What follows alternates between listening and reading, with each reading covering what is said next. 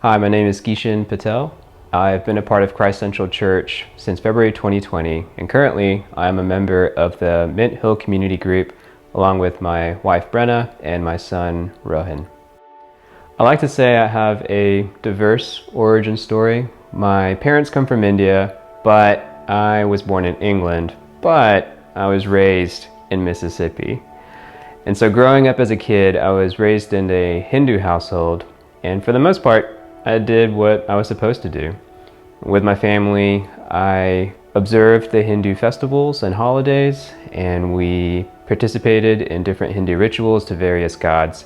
But Hinduism never really made sense to me, and eventually by high school I started questioning if the belief system of Hinduism was true. I did not see the evidence for God at all, but what I did see the evidence of is pain and suffering. Whether it was corruption in leaders or among my own classmates, or on the global scene, things like poverty and starvation, I just didn't think that God could be real if all this evil was present. And instead, I decided to reject God all across the board and become a public atheist. And at the same time, college is on the horizon. Like a lot of immigrant children, there's an expectation to perform academically. Like many families who come to this country, my parents worked long hours at low-paying jobs in the hopes that their kids could get an American education and eventually higher-paying jobs. And so as I reject God and basically say, God's not real, I decide to make a name for myself by the titles and the accolades that I might achieve in my career. Fast forward, first year of college is over, and I just feel empty and confused. Didn't really see the point of what I was doing. Didn't make sense to work hard to get the degree, to get the fancy job, to build a family, if eventually I was going to die. No matter what, I was not going to be remembered, and anything I accumulated would go to someone else or disappear, and started really questioning the point of life and why I was here. The Lord was gracious. I had a few friends from middle school and high school, and they stuck with me. We went to the same university, and they were Christians. One of them had a father who was a pastor, and she connected me with him, and this pastor was the first one who gave me the gospel in its entirety and answered some of the questions I had about the problem of evil and purpose. And in the months after that, I started engaging with more Christians, whether it be in a campus ministry setting or a young adult Bible study, and eventually Sunday services. And I just met people who were joyful despite the burdens that they had. And over 10 months, the Lord slowly started working in my heart as I learned more and more of who Jesus is. Eventually in May of 2010, the Lord was gracious enough to reveal a little bit of His holiness to me.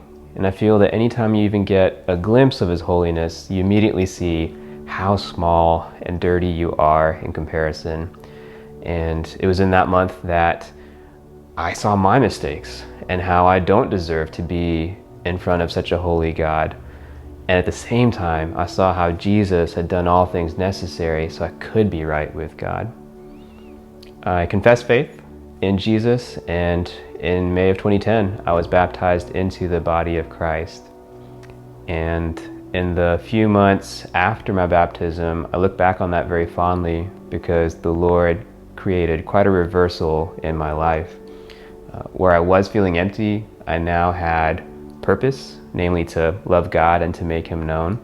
Where I was very angry and temperamental, I suddenly had peace. And in the season when I was feeling so empty, I had turned to a few addictions. In the months after my baptism, the Lord started peeling those away. And so today I am at Christ Central, and after 12 years of being a Christian and moving around the country, I've been a part of 5 different churches. And this church is the first church where the people are not almost all white, except for that one Indian kid. And Here, I've been exposed to a diversity of voices, both in the pulpit and in the pew, and I've realized that some of the things that I thought were true about Christianity aren't necessarily biblical, but actually a part of Southern white culture. Past few years have been an experiment in separating or untangling the parts of Southern white culture which are good and to be celebrated, but not on the same level as explicit biblical orthodoxy. And it's also been a great opportunity to return back to my own roots. I feel like every culture represents God. God is calling the nations and all peoples to himself. And since cultures have different strengths and weaknesses, they can emphasize a different piece or facet of the gospel better than others. And here at Christ Central, it's been a good opportunity to see what parts of the kingdom narrative are best explained through the lens of Indian culture. And I'm thankful to be a part of Christ Central as the Lord continues to work in me.